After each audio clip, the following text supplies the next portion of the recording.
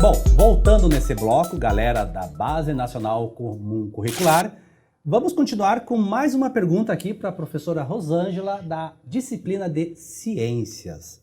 Professora, na estrutura da base foram informadas 3 unidades temáticas, né? Que é matéria e energia, vida e evolução, e finalizando a Terra e universo, né? Do que se trata, professora, cada unidade temática, assim no geral, claro que o tempo também é muito curto, né?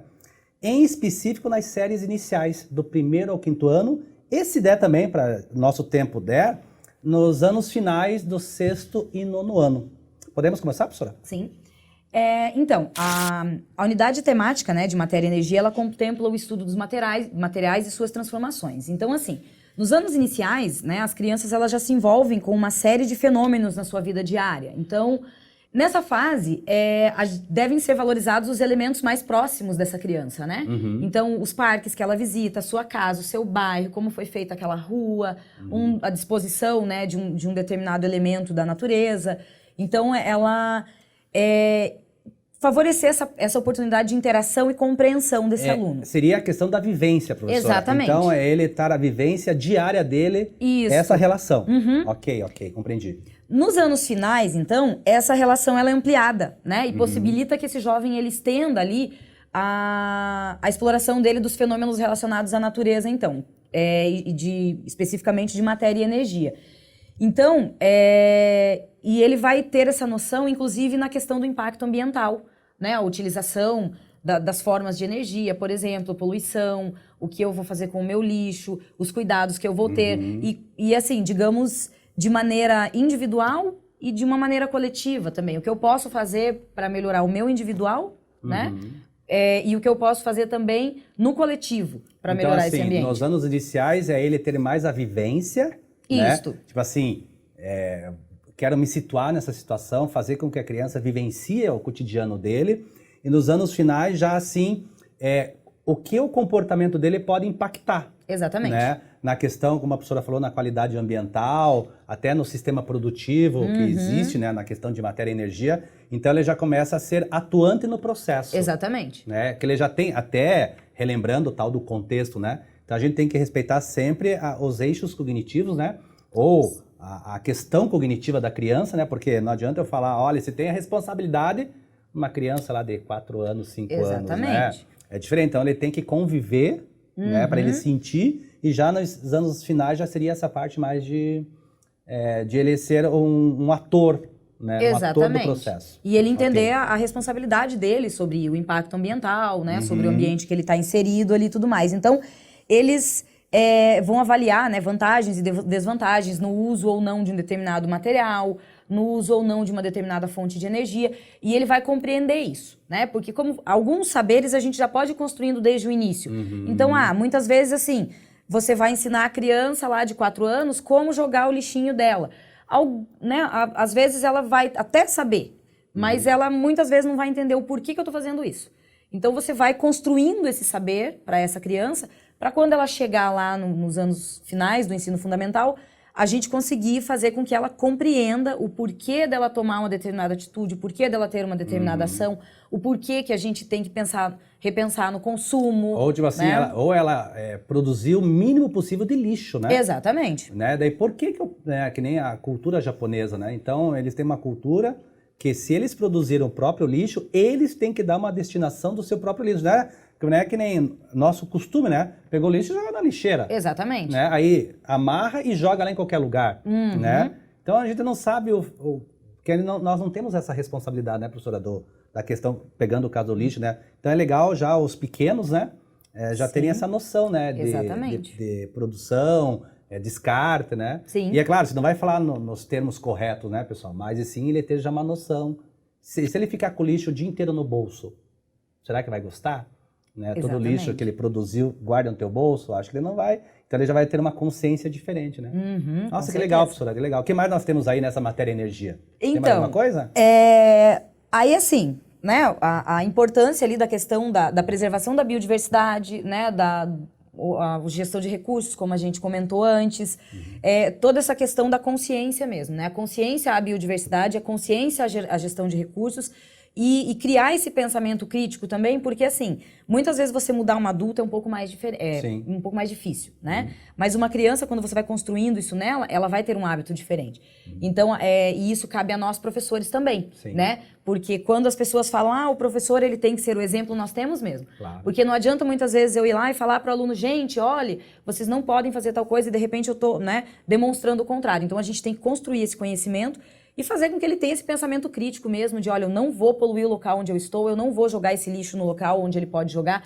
A questão até da cidadania, né? Sim. Quando a gente joga o lixo no chão, para onde que ele vai quando chove? O que acontece com essa água da chuva?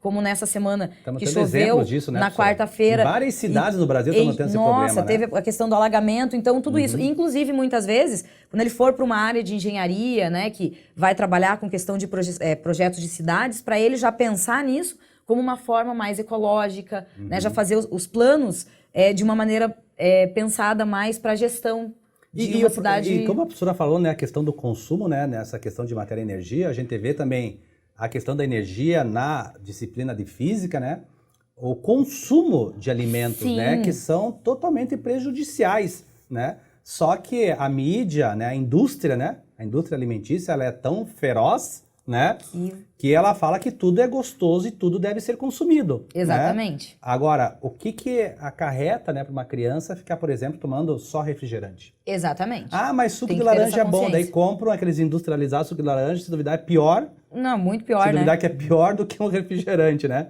Então, né, é legal também colocar essa parte lúdica, né, mostrando, tirando toda a água, por exemplo, no refrigerante, né, para ver a quantidade de açúcares que tem naquilo ali. A alimentação hoje, né, e a gente vê que a alimentação das crianças, eu observo muito assim os meus alunos levando lanche para a escola, por exemplo.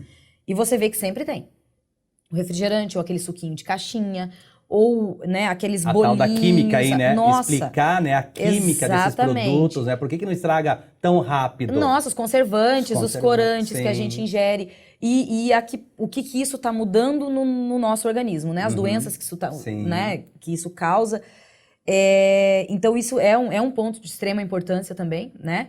A questão, ali pegando um gancho ali da energia que você comentou ali, né, da física, a questão da economia de energia também, né? Porque a gente vê hoje...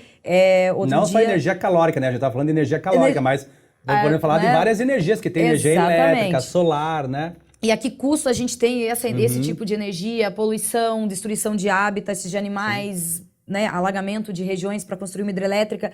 Então, tudo isso a gente tem que pensar também. Não só nas fontes de energia... que são rentáveis muitas vezes, mas a gente tem que pensar naquelas que são renováveis e que poluem menos o ambiente. Hoje o próprio Nordeste, né, professora, é um polo de energia eólica, né? Sim. É um polo, porque é região, assim, propícia para energia eólica. Exatamente. Bom, professora, nós falamos sobre matéria e energia, tem mais alguma aí dessa temática? Não, acho que... Então, e a outra temática, qual que é que foi? Foram 3, né? Foram 3. A outra temática, ela fala sobre vida e evolução. Então, assim... Nessa temática, a gente vai estudar ali as características dos ecossistemas e as interações, né, entre os seres vivos e a importância da preservação da nossa biodiversidade. Então, assim, nos anos iniciais, o tema ele é trabalhado de forma que o aluno compreenda as características dos seres vivos a partir de ideias mais afetivas, assim, né, representações emocionais mais afetivas, próximo do cotidiano dele, muitas vezes. Que represente, né, que ele veja a representação. Isso, né? que seja algo palpável, né, porque muitas vezes quando você fala do abstrato, ele, dependendo da idade do aluno, ele não vai compreender muito, né? Então, a gente tem que partir para algo mais lúdico, mais palpável para ele, então.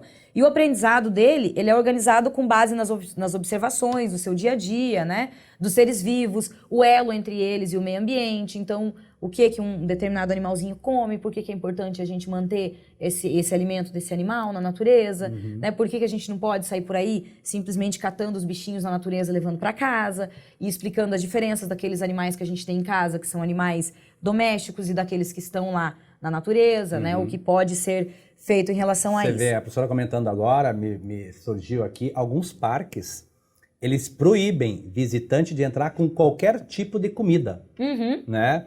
Alguns zoológicos, né, pessoal, acho que vocês já foram em alguns zoológicos, geralmente tem lá carrinho de pipoca, de algodão doce, né? Legal, até interessante, porque daí ali o pessoal tá comendo e tal, mas o grande problema é que ficam jogando para os animais. Jogam. né, esses grandes parques, eles proíbem pessoas de entrarem com qualquer tipo de comida, porque não pode dar comida aos animais. Exatamente. Né, porque eles já próprio alimentam o próprio parque, né, já faz a sua própria alimentação equilibrada para cada animal, né? Porque senão fica uma coisa tão bonitinha, né? A pessoa, tá jogando pipoca lá, ou tá jogando algodão doce. Só que isso, ele tem que ter essa relação entre... Sim. Que nem animais, né? Claro, cachorro, né? Existe ração, né? Aí você vai acostumar o cachorro a comer sorvete, a comer chocolate, né? Exatamente. Você tá comendo, dá para ele... É diferente, né? Eu não sou da área da biologia, professora, me corrija, mas eu vejo que isso complica, né? Então é bom ele entender essa relação, né? Sim, inclusive alguns alimentos são tóxicos para animais. O próprio chocolate que você deu exemplo, se a gente der o chocolate, agora a Páscoa chegando aí, né? O pessoal costuma dar um pedacinho de chocolate porque o cachorro tá olhando, a gente não dê. E às vezes, na natureza, aquela pipoca que você tá comendo, para você é ótimo, mas para aquele animal, de jeito nenhum. Sem contar o risco, né? Quando você vai alimentar um animal selvagem, você não sabe qual é a reação que ele vai ter, você não sabe se ele está se sentindo bem de pegar aquele alimento ou se ele está se sentindo ameaçado. Então, essa consciência a gente tem que já, né, fazer com que as crianças entendam isso também e já cresçam com essa característica também, com esse conhecimento, né?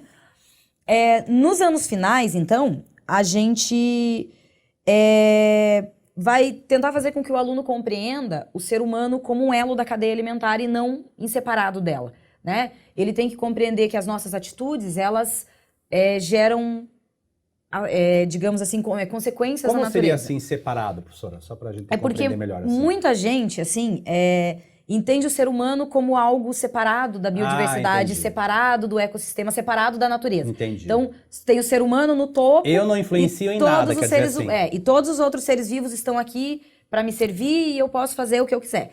E não é bem assim. Nós temos que entender que, na prática, tudo que a gente faz tem uma consequência, né? Na biodiversidade tem uma consequência na cadeia alimentar. Posso estar, muitas vezes, por conta de uma pequena atitude, tá destruindo o habitat de um determinado animal, né? Tá interferindo no seu nicho. Então, eu não posso simplesmente achar que eu estou separada disso. E muitas vezes uma atitude que a gente pensa, mas para mim não vai ter diferença nenhuma. Diretamente, hoje, não vai acontecer nada comigo. Mas lá adiante, a gente vai sofrer essas consequências e nós já estamos sofrendo algumas consequências desse impacto que nós causamos no meio ambiente, né? E esse pensamento a gente constrói já desde cedo, porque há muitos hábitos que a gente tem que são hábitos ruins, a gente já adquire desde criança. Então, por que não adquirir os hábitos bons, né? E mudar toda essa concepção. Pessoal, e agora vamos para a terceira temática, né? Que, ao meu ver, né? Como eu sou físico, é a questão da Terra e Universo, né, professora? Para mim é fascinante. Eu viajo quando eu falo com os molequinhos sobre a questão de Terra e Universo. Nesse caso você que é o suspeito, né? Porque é a sua área, apesar de que pega um pedacinho da minha, porque lá no sexto ano a gente trabalha e eles adoram, né? Eles gostam de saber dos outros planetas, como que a estrela aparece, como que ela morre e tudo mais, né? Então, nessa unidade, a gente, né, busca-se a compreensão das características da Terra, do Sol, dos corpos celestes. Por que que a Lua está ali em volta da Terra? Quais são as forças relacionadas, né? Nessa proximidade? Como que funcionam os corpos celestes? Então, e é uma curiosidade que a criança já traz, porque ela tem esse acompanhamento desde cedo. Em televisão, né? Desenho, né? Livros, os desenhos animados. Sim. Né? Alguns conceitos elas já trazem consigo. E gera essa curiosidade de saber, né? Mas aquela estrela que a gente está vendo ali, ela está perto, está longe, né? Então, é muito legal levar um aluno num planetário para ele ver como que funciona. Então, é muito interessante. Tipo, e as crianças muitos mitos, amam. né? Muitos mitos. Tem muita crendice ainda, né? Dos mitos do pessoal que eles trazem consigo mesmo. Então, assim... E isso tem várias influências, né, professora? A gente vê, não é só falar do espaço, né, gente? Mas, assim, a influência que tem a Lua na questão das plantações, né, na questão da agricultura, das marés. A construção dos calendários. Nossa, sim. Pessoal, então não pense que é só falar do universo, não, né? Não é isso, né? Não fica lá contando estrelinha só, não, né? Aí, assim, aí traz também, já que, né, como você comentou, a questão da contextualização também, né? Do dia a dia. Você falou do calendário, né? Como que foi montado o calendário? Antigamente os relógios eram feitos com relógio de sol, né? Então usava-se a luz do sol para marcar, né? Então é muito interessante a gente poder explicar isso para eles, eles descobrirem como foi feito. Alguns, inclusive, né, nem têm ideia de como isso é feito. E lá nos anos finais, né, a ênfase nisso são questões um pouquinho mais complexas, os ciclos biogeoquímicos, por exemplo, né, nitrogênio, o ciclo do carbono, o ciclo do oxigênio, o ciclo da água, para que eles entendam como que funciona essa dinâmica do planeta, porque daí entram vários outros conceitos físicos, químicos, né, que incluem ali... Que são os princípios da sustentabilidade, Exatamente, exatamente. Entendi. Aí, num outro caso ali, o conhecimento também da dinâmica do planeta. Tsunamis, vulcões, terremotos, Sim. por que ocorrem, né? As placas tectônicas, né? Porque de certas regiões o Brasil não é tão atingido, né? Não, o Brasil a gente leva sorte que a gente tá no meio de uma, então a gente não sente muito. Mas né? agora você vê vários países aí que estão em cima, né? Das placas. Nossa, e nas fissuras ali, o que vai, né? Nos encontros, perdão, não fissuras, mas nos encontros ali, e volta e meia sofrem. O Japão mesmo, como a gente estava discutindo anteriormente o tal ali. do tsunami, né, gente? Que ficou tão famoso, né? Judiação, né? Eles sofrem bastante com isso. E é uma questão do local, né? Então, nem sempre é influência só do ser humano também, né? Então, entender isso. Então, essas 3 unidades temáticas, né? Elas devem ser consideradas uma continuidade do que eles aprenderam lá no início do fundamental, né? Desde pequenininhos lá com as professoras, né? Lá nos anos iniciais do fundamental. Então, ele é fundamental, né, que a gente não trabalhe isso isoladamente, como a gente falou no outro bloco. Correto. Então, tem que ter a contextualização, tem que ter essa conversa entre os professores do Fundamental 1 e do Fundamental 2. E a gente tem aí que trabalhar de uma maneira mais próxima para que esses conceitos eles sejam realmente dados sequência, né? Porque o aluno ele não pode chegar, muitas vezes, lá nos anos finais sem entender determinados conceitos, ele tem bases que ele precisa trazer com ele para que a gente consiga dar essa continuidade e trabalhar isso também. Bom, pessoal, vocês viram, né? Como é fascinante estarmos falando de ciências. Mas temos que encerrar esse bloco, né, pessoal? E aguardem. Os próximos blocos estão cada vez mais interessantíssimos. Pessoal, um grande abraço e até a próxima. Até a próxima, gente.